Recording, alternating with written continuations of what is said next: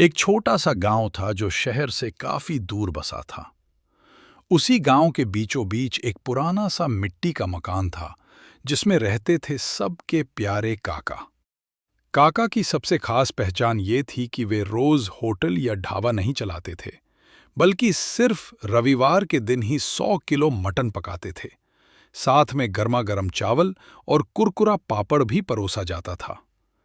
गांव में और भी कई होटल थे, लेकिन रविवार के दिन सारे होटल सुनसान हो जाते और काका के आंगन में मानो मेला सा लग जाता। उस रविवार को भी काका तड़के उठ गए और बाजार की ओर निकल पड़े। बाजार के कसाई ने हंसते हुए कहा, काका, आज फिर 100 किलो मटन ले जा रहे हो। लगता है पूरे गांव का पेट तुम्हें ही भरना है।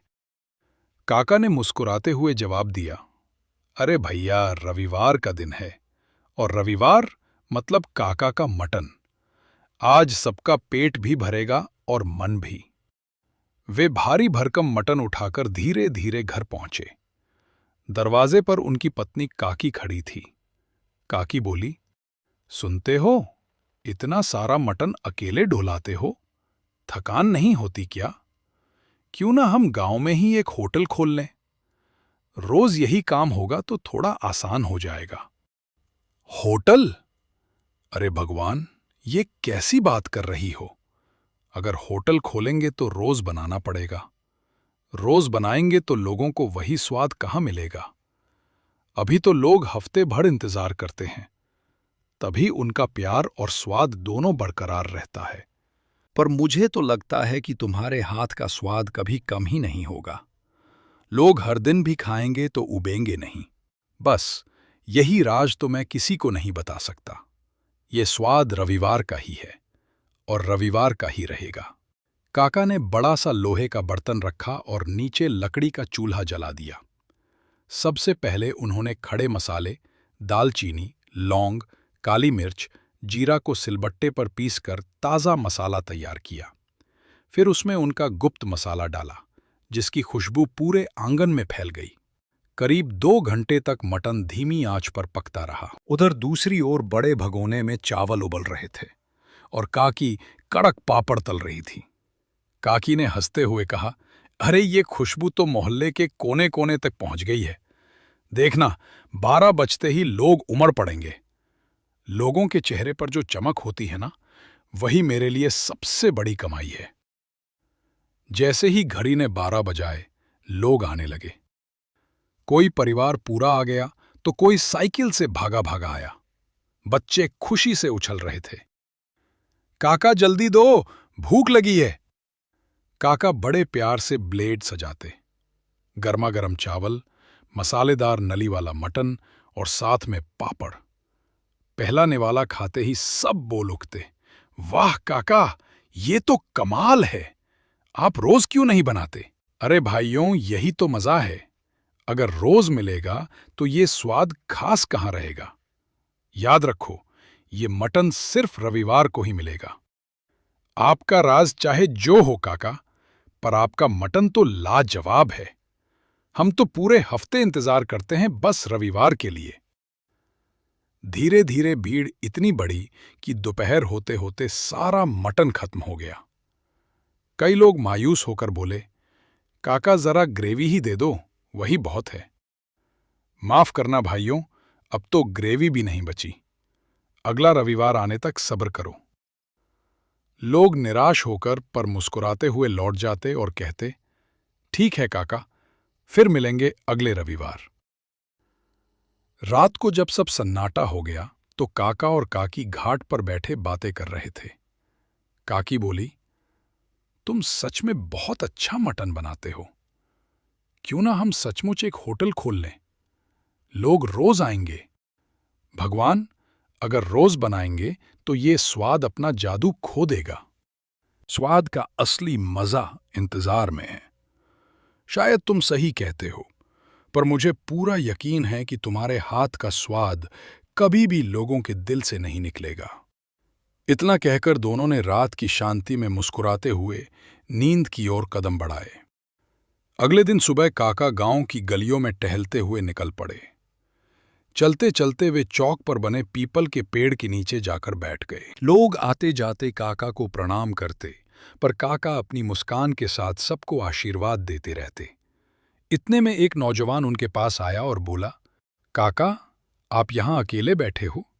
अगर समय हो तो मेरे साथ चलो। मेरा एक छोटा सा ठेला है जहाँ मैं चिकन करी बनाता हूँ। चाहता हूँ कि आप मेरे चिकन का स्वाद लेकर बताओ उसमें क्या कमी है। अरे भैया, ये तो और भी अच्छा है। यहाँ यूं ही बैठने से तो अच्छा है तुम्हारा चिकन चख लिया जाए। चलो, दिखाओ अपना हुनर। दोनों उसके ठेले पर पहुंचे। लड़के ने जल्दी जल्दी गर्मा गर्म चिकन करी और चावल की प्लेट सजाई और काका के सामने रख दी।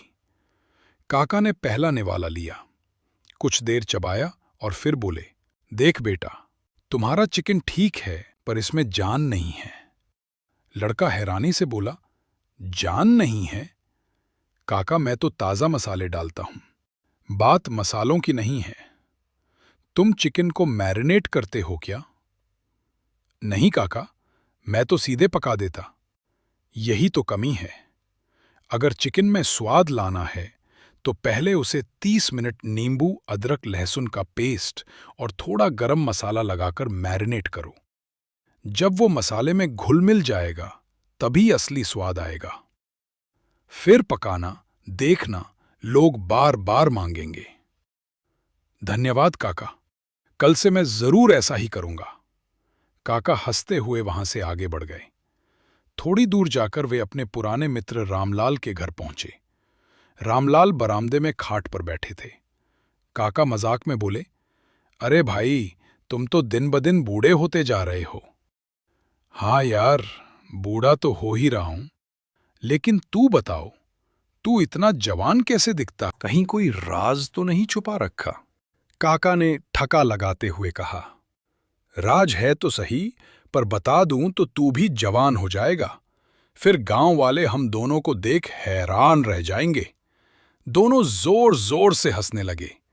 काका ने प्यार से कहा, देख भाई, कभी रविवार को घर आ जाया कर, तुझे अपना बेहतरीन मटन खिलाऊंगा। हाँ यार, मैंने भी बहुत तारीफ सुनी है तुम्हारे मटन की, एक दिन जरूर आऊंगा। थोड़ी देर बातें करके काका विदा लेकर अपने घर लौट गए। अगला रविवार आया। काका फिर सुबह सुबह उठे, ताजा मटन लेकर आए और बड़े हांडी में लकड़ी के चूल्हे पर पकाना शुरू कर दिया। धीरे धीरे गरम मसालों और गुप्त मसाले की खुशबू पूरे गांव में फैल गई। दोपहर के 12 बजते ही गांव वाले जमा हो गए। जैसे ही पहली प्लेटें परोसी गई, सबके चेहरे खिल उठे। एक आदमी छकते ही बोला, अरे काका, आज तो प्लेट में मटन के पीस ज्यादा दिख रहे हैं। दूसरा हंसते हुए बोला, हाँ काका, मुझे तो 2-2 नली वाले टुकड़े मिल गए। काका ने मुस्कुराते हुए कहा, अरे भाइयों, आज मैंने जानबूझकर सबको थोड़ा ज्यादा दिया है। लोग हैरान होकर बोले, पर काका, आज ऐसा क्या खास है? काका ने मुस्कुराते हुए कहा, आज की ही तारीख को मैंने पहली बार रविवार का मटन बनाना शुरू किया था, तो समझ लो ये हमारी सालगिरह है। उसी खुशी में आज सबको दुगना मटन मिलेगा। गांव वाले खुशी से झूम उठे और खाने में डूब गए। थोड़ी देर में वे लोग भी आ पहुंचे जो पिछले रविवार को रह गए थे। काका ने उन्हें भी प्लेटें सजा कर दी। वे चाव से खाने लगे और बोले, वाह काका, इंतजार तो बहुत लंबा था, पर आज तो 2 गुना स्वाद मिला। भीड़ में एक नया चेहरा भी था, साफ कपड़े पहने, थोड़ा शहरनुमा अंदाज वाला आदमी। उसने काका की थाली खाई और फिर धीरे से बोला, काका, अगर आप मुझे ये रेसिपी बता दो तो मैं आपको जितना कहो उतने पैसे देने को तैयार हूं। काका ने बोहे चढ़ाते हुए पूछा, अरे भाई, तुम कौन हो?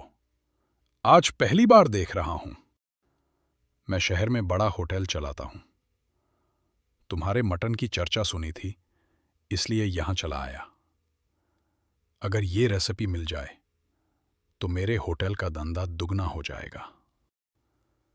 काका शांत होकर बोले, मान लो कि मैं तुम्हें ये बता भी दूं, तो भी तुम्हें वही स्वाद नहीं मिलेगा।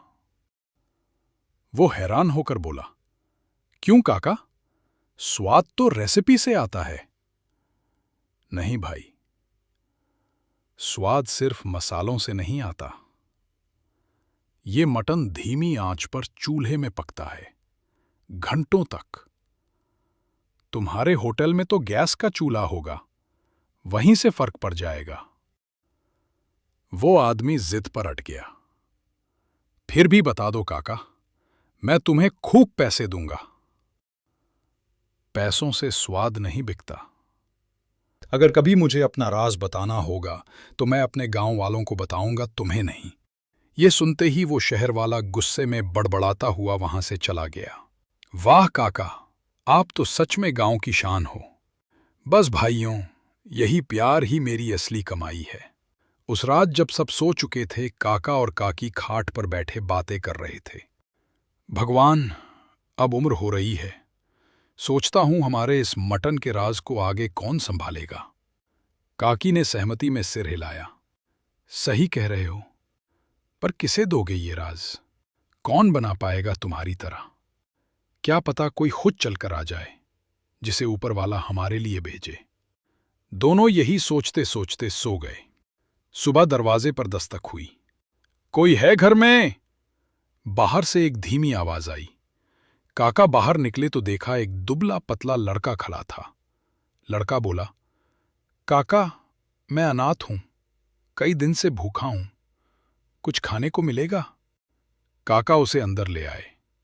काकी ने तुरंत चावल और बचे हुए मटन के टुकड़े परोसे। लड़के ने आंखों में आंसू लिए खाना खाया। काका ने प्यार से पूछा, बेटा, तुम अनाथ हो और हमारे भी कोई संतान नहीं, क्या तुम हमारे साथ रहना चाहोगे? लड़का कुछ देर सोचकर बोला, काका, मुझे खुशी होगी आपके साथ रहने में। आज से तुम हमारे बेटे हो, अब हमारा राज भी तुम्हारा है। इस तरह काका और काकी को अपना वारिस मिल गया। तीनों साथ रहने लगे और गांव में उनकी खुशियों की नई कहानी लिखी गई।